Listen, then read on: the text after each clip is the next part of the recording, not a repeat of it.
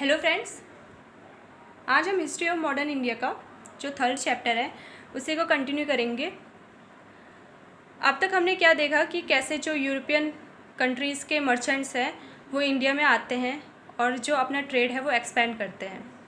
और लास्ट में हमने ये देखा था कैसे जो ब्रिटिशर्स को है उन्हें राइट मिल जाता है इंडिया के ऊपर स्पेशली ट्रेड करने का। तो आज की वीडियो में हम ये देखेंगे कि क्या ब्रिटिशर्स के सामने जो प्रॉब्लम है वो आई और कैसे उन्होंने फेस करके जो धीरे धीरे ट्रेड करते करते जो इंडियन स्टेट्स के ऊपर अपना कंट्रोल करना स्टार्ट कर दिया। तो चलो स्टार्ट करते हैं। अब देखो the Anglo French struggle in south India, इस टॉपिक के अंदर हम पढ़ेंगे।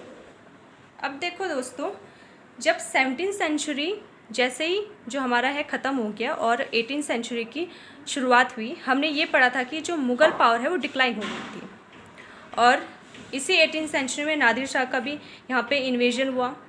तो जिस वजह से क्या है, जो सेंट्रल अथॉरिटी है इंडिया की वो काफ़ी वीक हो गई थी। ठीक है, अब देखो जो फॉरेनर्स है वो हमारे ईस्ट और वेस्ट पार्ट में जो है इतना ज़्यादा ट्रेड नहीं कर सकते थे। क्यों? क्योंकि जो हमारे वेस्टर्न पार्ट में अलीवर्दी खान उस टाइम पे बंगाल में रूल कर रहे थे, जो कि काफ़ी स्ट्रॉन्ग किंग थे, नवाब थे मतलब, और जो कि मराठास जो ईस्टर्न में रूल कर रहे थे वो भी काफ़ी स्ट्रॉन्ग थे। तो यहाँ पे जो ब्रिटिशर्स हैं वो उतना ज़्यादा ट्रेड नहीं कर पा रहे थे। पर यहाँ पे क्या है, हैदराबाद में निज़ाम उल मुल्क की जैसी 1748 में डेथ हो जाती है, उसके बाद हैदराबाद यहाँ पे वीक पड़ जाता है। तो यहाँ पे फॉरेनर्स के लिए यहाँ पे काफ़ी अच्छा मौका मिल जाता है कि यहाँ पे वो अपना ट्रेड जो है एक्सपेंड कर सकें। अब हैदराबाद साउथ में ही आ गया तो साउथ में उन्हें अच्छा खासा यहाँ पे मौका मिल जाता है। पर ब्रिटिशर्स के सामने एक प्रॉब्लम आ गई। उस टाइम पे फ्रेंच ईस्ट इंडिया कंपनी भी अपना यहाँ पे जो ट्रेड है वो एक्सपेंड कर रही थी। अब चलो फ्रेंच ईस्ट इंडिया कंपनी के बारे में थोड़ा सा जान लेते हैं। अब इन्होंने जो ये 1664 में इंडिया में जो अपना पहला जो फोर्टिफिकेशन किया था चंदेर नगर में किया था, जो कि कलकत्ता में है। ठीक है, और धीरे धीरे करके इन्होंने ईस्टर्न और वेस्टर्न पार्ट में भी इन्होंने अपना फोर्टिफिकेशन स्टार्ट कर दिया था। ठीक है, और यहाँ पे फ्रेंच ईस्ट इंडिया कंपनी की जो प्रॉब्लम थी वो ये थी कि जिनके अंडर में ये काम कर रहे थे फ्रेंच गवर्नमेंट, वो खुद उनका जो स्टेट था करप्टेड था, इनएफिशिएंट था और स्टेबल नहीं था। तो यहाँ पे फ्रेंच ईस्ट इंडिया कंपनी के सामने ये प्रॉब्लम थी कि वो जो भी लोन वगैरह अपने गवर्नमेंट से नहीं मांग सकते थे, क्योंकि वो खुद उनकी स्टेट काफ़ी करप्टेड थी। तो यहाँ पे ये प्रॉब्लम आई किसके सामने, फ्रेंच ईस्ट इंडिया कंपनी के सामने आई। पर यहाँ पे ब्रिटिशर्स के सामने ये प्रॉब्लम आएगी कि यहाँ पे फ्रेंच भी अब उनका जो नए क्या है टारगेट बन चुके थे। अब देखिए यहाँ पे 1742 से लेकर 1748 तक यहाँ पे इंग्लैंड और फ्रांस की यहाँ पे वॉर चलती रहती है और ये काफ़ी पूरे इंडियन स्टेट्स में जो है फैल जाती है। अब इसके बाद क्या होता है कि जो डुप्लेक्स थे ये एक फ्रेंच गवर्नर जनरल थे उस टाइम पे पौंडीचेरी में। तो ये काफ़ी जो है तेज होते हैं और उन्होंने एक स्ट्रेटजी बनाई। तो क्या थी, अब देखो किसी भी एक थ्रोन के लिए इंडिया में कोई दो तो होंगे कैंडिडेट ही कह लो आप, तो वो लड़ेंगे। तो इसमें क्या है, इन्होंने क्या सोचा कि ये एक के साथ एक के फेवर में आ जाएंगे और दूसरे के क्या है अगेंस्ट में आ जाएंगे। तो इससे क्या है, इन्हें काफ़ी ज़्यादा बेनिफिट होगा। तो इन्होंने क्या किया, जो भी रिसोर्सेज थे वो सारे उसी कैंडिडेट के लगाए, उसी जो रूलर बनने वाला था उसी के जो है यूज़ करें, और सारे जो सोल्जर है वो इंडियन सोल्जर ही रखे और बस उन्हें क्या वेस्टर्न टैक्टिक्स से सिखा दी, फ्रेंच वेस्टर्न टैक्टिक्स से सिखा दी और सारा काम उनका हो गया। तो 1749 में इन्होंने कर्नाटक में क्या है चंदा साहिब की हेल्प करी, किसके अगेंस्ट में, अनवारुद्दीन के अगेंस्ट में। तो इन्होंने क्या किया, अनवारुद्दीन को मार दिया और चंदा साहिब को क्या है थ्रोन पे बैठा दिया। तो जिस वजह से इन्हें क्या बेनिफिट मिला कि चंदा साहिब ने इन्होंने क्या दिया, 80 विलेजेस दिए और यहाँ पे पौंडीचेरी के नियर जितने भी 80 विलेजेस दिए उन्हें संभालने का हक उन्हें दे दिया। अब यहाँ पे वहीं पे हैदराबाद में इन्होंने क्या किया, निज़ाम उल मुल्क की डेथ हो चुकी थी 1748 में।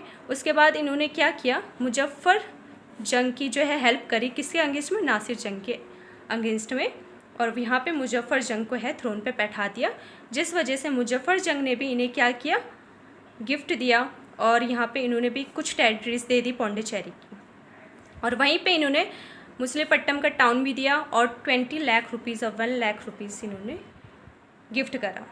तो यहाँ पे काफ़ी ज़्यादा इनका फ़ायदा हुआ। पर ये जो फ्रेंच थे ना, ये मतलब उतने बुरे नहीं थे। ये क्या है कि लॉयल थे और इनका जो है कि एम ये नहीं था कि ये पूरा जो इंडिया है वो अपने कंट्रोल में कर ले। इनका बस मकसद यही था कि ये ट्रेड करें। वहीं पे ब्रिटिशर्स का मकसद कुछ और ही था। तो इन्होंने क्या किया, ये मुग़ल के भी एक गवर्नर बन चुके थे ईस्टर्न कोस्ट में, और इन्होंने यहाँ पे जो हैदराबाद में है अपने एक बेस्ट ऑफिसर बस्सी को यहाँ पे हैदराबाद में बैठा दिया, और हैदराबाद में, ताकि वो सारा जो एडमिनिस्ट्रेशन है वो देख सके। ठीक है।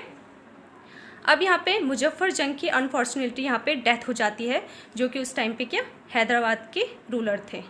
तो बस्सी ने जल्दी से क्या किया, सलाबत जंग को, जो कि निज़ामुल मुल्क के थर्ड सन थे, उन्हें थ्रोन पे बैठा दिया, तो ताकि यहाँ पे कोई इनके अगेंस्ट में ना आ सके। तो जल्दी से इन्होंने इन्हें थ्रोन पे बैठा दिया, और जिसके चलते इन्हें फ्रेंच को फिर से क्या रिसीव्ड हुआ, 4 डिस्ट्रिक्ट के यहाँ पे जो है रिसीव्ड हुई, मुस्तफ़नगर, एलौर, राजमुंड्री एंड चिकागो।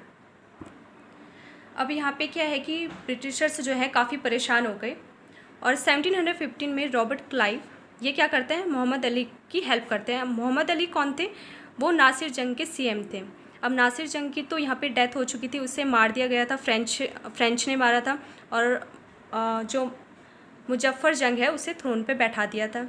तो यहाँ पे इन्होंने मोहम्मद अली की हेल्प करी, और इन्होंने जो आरकोट है, जो कर्नाटक की कैपिटल है, वहाँ पे इन्होंने हमला किया। तो इसमें क्या है, जो ब्रिटिशर्स के 200 to 300 सोल्जर ने यहाँ पे पार्टिसिपेट किया, और यहाँ पे चंदा साहिब को भी उन्होंने मार दिया, क्योंकि चंदा साहिब उस टाइम पे कर्नाटक के रूलर थे। तो जिस वजह से अब फ्रेंच यहाँ पे काफ़ी प्रेशर में आ गई, और इन्होंने एक बाद में एग्रीमेंट कर लिया 1754 में, और डुप्लेक्स को वापस अपने घर भेज दिया। तो यहाँ पे लगभग 1763 में वॉर जो है वो एक तरह से एंड हो चुकी थी, और इसी ट्रीटी को कहते हैं ट्रीटी ऑफ पेरिस। अब इसमें क्या था, ब्रिटिशर्स को, इंग्लिश को कुछ जो है सम फैक्ट्स पता चले इंडियंस के। वो क्या क्या फैक्ट्स थे, इन्हें सबसे पहले तो ये पता चला कि इंडियंस जो पीपल है उनके अंदर कोई भी नेशनलिज्म के थॉट्स नहीं है बिल्कुल भी, और ये क्या कर सकते हैं, जैसे फ्रेंच ने किया था ना, एक रूलर के फेवर में, एक के अगेंस्ट में, वही म्यूचुअल क्वेरल्स करके जो है इंडिया के ऊपर कंट्रोल कर सकते हैं। और ये जो इंडियन सोल्जर्स को अपने आर्मी में ले सकते हैं, और उन्हें वेस्टर्न टैक्टिक्स अगर वो सिखा दें, तो ये काफ़ी अच्छा, जो सोल्जर्स हैं इनकी आर्मी काफ़ी अच्छा काम करेगी, और जो ओल्ड स्टाइल की इंडियन आर्मी है उनके अगेंस्ट में भी ये काफ़ी अच्छा कर सकती है। तो इन्होंने क्या किया, पावरफुल आर्मी जो है बनाना स्टार्ट कर दी, और जो इंडियन सोल्जर्स को इसमें डिप्लॉय करना स्टार्ट कर दिया, और इंडियन सोल्जर्स को कहा गया सेपॉइस। और ऊंचे जो रैंक में है वो खुद रहते थे, पर सिपाही जितने भी थे वो इंडियन सोल्जर्स ही थे। अब हम देखते हैं जो ब्रिटिशर्स ने है कैसे जो बंगाल में है अपना ऑक्यूपेशन किया। अब देखते हैं 1757 में हमें पता है बैटल ऑफ प्लासी लड़ी गई। इसमें क्या है, ब्रिटिशर्स ने सिराजुद्दौला जो कि उस टाइम पे बंगाल के रूलर थे उन्हें हराया। अब इसके पीछे की हम कहानी देखते हैं। अब 18वीं सेंचुरी की स्टार्टिंग में हमने ये पढ़ा था कि मुर्शिद कुली खान पहले रूलर थे, फिर उसके बाद अलीवर्दी खान भी आए। इनके टाइम पे क्या है, यहाँ पे जो ब्रिटिशर्स हैं वो फ्री कस्टम ड्यूटी जो है इंजॉय कर रहे थे, और मतलब इसमें क्या है, उन्हें दस्तक या फिर एक टाइप का पास मिल जाता था, जिसमें वो क्या है कि फ्री ट्रेड कर सकते थे, उन्हें कोई भी यहाँ पे टैक्स पे करने की ज़रूरत नहीं थी। तो ये दस्तक का क्या कर रहे थे उस टाइम पे, मिसयूज़ कर रहे थे, क्योंकि जो इनके अंडर में सर्वेंट रहते थे उन्होंने तो उन्हें फ्री प्राइवेट ट्रेड करने का जो है हक दे दिया था। तो ये जो अपने सर्वेंट्स हैं उन्हें भी दस्तक प्रोवाइड कर देते थे, जिससे वो भी फ्री ट्रेड करते थे, और यहाँ पे इंडियन जो मर्चेंट्स हैं उन्हें टैक्स पे करना पड़ता था। तो ये जो इंडियन मर्चेंट्स हैं उनके फेवर में नहीं था। तो इस टाइम पे जब अली वर्दी खान संभाल रहे थे वो बिल्कुल इस चीज़ के अगेंस्ट में थे। अब सिराजुद्दौला आते हैं जो कि अली वर्दी खान के पोते होते हैं, उसके बाद वो थ्रोन पे बैठ जाते हैं और सिराजुद्दौला भी इसके अपोज़ में थे कि कैसे जो ईस्ट इंडिया कंपनी है ये अपना ट्रेड जो है कुछ ज़्यादा ही एक्सपेंड कर रही है और ये ईस्ट इंडिया कंपनी टैक्स देने के बजाय खुद अपने जो सामान बाहर से जो कलकत्ता में आते थे उन पे काफ़ी ज़्यादा टैक्स लगा देती थी इंडियन मर्चेंट्स के ऊपर। तो इसके खिलाफ थे सिराजुद्दौला।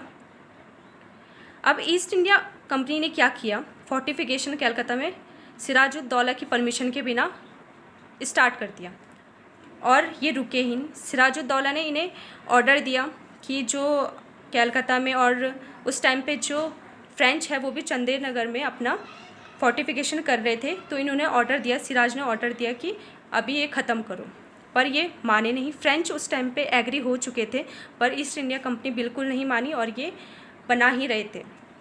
तो इस टाइम पे सिराजुद्दौला को गुस्सा आ गया। सिराजुद्दौला ने क्या किया, इंग्लिश फैक्ट्री को सीज कर दिया जो कि कासिम बाज़ार में थे और जो इनका कलकत्ता में फोर्ट विलियम था उन्हें भी इन्होंने सीज कर दिया 20 जून 1756 में।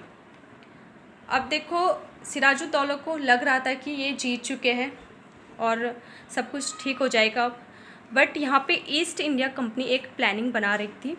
इन्होंने क्या किया, जितने भी नवाब के कोर्ट में, जो सिराजुद्दौला के कोर्ट में जितने भी जो अच्छे लीडर थे, मीर जाफ़र हो गया, मीर बख्शी हो गया, उन्हें अपने अंडर में कर लिया और मीर जाफ़र को यहाँ पे इन्होंने ये जो है एक कहते हैं कि लालच दे दिया कि इन्हें थ्रोन पे बैठाया जाएगा।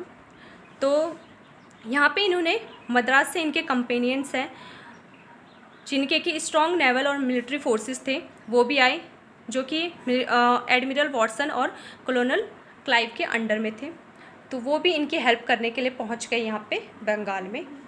और 23 जून 1757 में यहाँ पे बैटल और प्लासी होती है, प्लासी में एक बैटल होती है और जिसमें क्या है मीर जाफ़र ने यहाँ पे कोई भी पार्टिसिपेट नहीं किया क्योंकि वो क्या है ब्रिटिशर्स के साथ मिले हुए थे।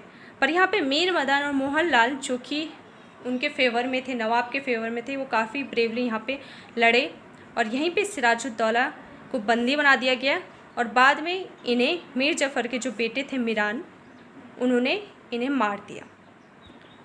अब इसके बाद जो मीर जाफ़र है वो बंगाल के नवाब बन जाते हैं और ये क्या करते हैं, जो ईस्ट इंडिया कंपनी है उन्हें राइट्स दे देते हैं फ्रीली ट्रेड करने का, कहाँ, बंगाल, बिहार और उड़ीसा में। और यहाँ पे 24 गांव की यहाँ पे ज़मींदारी भी वो दे देते हैं। अब मीर जाफ़र क्या थे, काफ़ी पपेट थे, ब्रिटिशर्स के पपेट थे, जो वो बोलते थे वही करते थे और इन्होंने अपना जो जितना भी धन है इतना लूट लिया कि अपनी जो ट्रेजरी है पूरी खाली कर दी। और बाद में क्या हुआ, अब ये जो कंपनी है उसकी डिमांड को ये फुलफ़िल नहीं कर पा रहे थे क्योंकि सब कुछ तो खाली हो चुका था, तो यहाँ पे कंपनी ने उन्हें हटा दिया और उनके सन इन लॉ मीर कासिम को यहाँ पे नवाब बना दिया 1760 में। अब जो मीर कासिम हैं वो काफ़ी अलग थे, काफ़ी एबल थे, एफिशिएंट थे, स्ट्रॉन्ग रूलर थे। इन्होंने क्या किया, करप्शन को कम किया और इन्हें पता था कि कैसे एडमिनिस्ट्रेशन संभालना है, तो इन्होंने अपनी आर्मी को एक मॉडर्नाइज वे में क्या है सेटल किया और ये चेक करते थे कि फरमान का मिसयूज़ तो नहीं हो रहा है, मतलब वही टैक्स वगैरह का मिसयूज़ तो नहीं हो रहा है। ये चाहते थे कि बिल्कुल फेयर, बिल्कुल मेरा एडमिनिस्ट्रेशन चले और इक्वल यहाँ पे ट्रेड हो, पर ब्रिटिशर्स ऐसा नहीं चाहते थे। वो इंडियन मर्चेंट से ट्रेड वो टैक्स तो लेना चाहते थे पर खुद नहीं देना चाहते थे। तो यहाँ पे क्या है 1763 से ही बैटल जो है स्टार्ट होने लगी थी और यहाँ पे जो मीर कासिम है वो हार रहे थे, बार बार हार रहे थे क्योंकि अब वो उनके अगेंस्ट में इसीलिए प्रोटेस्ट कर रहे थे। अब उन्हें गुस्सा आ रहा था और वो चाहते थे, वो समझ चुके थे ईस्ट इंडिया कंपनी की जो प्लानिंग है वो समझ चुके थे। और यहाँ पे फिर मीर कासिम ने क्या किया, एक अलाइंस फॉर्म की सौजा उद दौला के साथ जो कि अवध के उस टाइम पे नवाब थे और शाह आलम के साथ जो उस टाइम पे सेंटर में संभाल रहे थे। तो इनकी हेल्प ली इन्होंने और 22 अक्टूबर 1764 में बैटल लड़ी गई बक्सर में, जो कि बैटल ऑफ बक्सर कहते हैं। और इसमें क्या है, ये जो तीनों रूलर थे हार चुके थे और यहाँ पे जो 1765 में मीर जफ़र की उस टाइम पे डेथ हो चुकी होती है, तो मीर जफ़र के बाद ये जो कंपनी है वो किसे रूलर बना देती है? निज़ामुद्दौला, जो कि सेकंड सन होते हैं मीर जफ़र के। अब यहाँ पे क्या है, इससे पहले थोड़ा समझना होगा, जब मीर कासिम यहाँ पे स्टार्ट हो गई थी बैटल 1763 में, तो इन कंपनी ने मीर कासिम को हटा करके मीर जाफ़र को दोबारा ये ले आए थे थ्रोन पे, मीर जाफ़र के दोबारा ले आए थे। फिर मीर जाफ़र की डेथ के बाद इन्होंने निज़ामुद्दौला को यहाँ पे रूलर बना दिया। अब निज़ामुद्दौला यहाँ पे इनके अंडर में फिर से आ चुके थे, और यहाँ पे 1765 में एक ट्रीटी साइन हो गई कि जितने भी एडमिनिस्टर हैं और जितने भी लगभग आर्मी है, मोस्ट ऑफ द आर्मी, वो किसके अंदर आएगी? डेप्यूटी सूबेदार के अंदर। और जो डेप्यूटी सूबेदार है वो कौन नॉमिनेट करेगा? कंपनी नॉमिनेट करेगी। तो यहाँ पे लगभग जो एडमिनिस्ट्रेशन है बंगाल का वो कंपनी के अंडर में आ चुका था। अब यहाँ पे कंपनी को जो है लगभग सुप्रीम कंट्रोल मिल चुका था बंगाल का, और शाह आलम से इन्होंने क्या किया?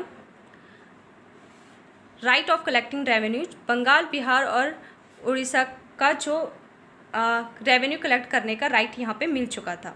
और इसके बदले इन्होंने, कंपनी ने क्या दिया? उन्हें 26 लाख रुपए दिए, और यहाँ पे कहा कि कोरा और चलो इलाहाबाद का डिस्ट्रिक्ट तुम संभाल लो। और यहाँ पे सौजा-उद-दौला जो कि अवध के थे, तो उनसे इन्होंने 5 मिलियन रुपीस लिए, और बदले में इन्होंने क्या किया? अपने ट्रूप्स भेजे, आर्मी भेजी उनके किंगडम को प्रोटेक्ट करने के लिए। तो इस तरह से जो ये दोनों रूलर भी थे वो भी कंपनी पे डिपेंड हो चुके थे। तो लगभग ब्रिटिशर्स ने अब क्या कर दिया था, जो कुछ रूलर हैं वो अपने अंडर में कर लिए थे। तो आज की वीडियो में इतना ही, आगे हम इसे कंटिन्यू नेक्स्ट वीडियो में करेंगे। Thank you.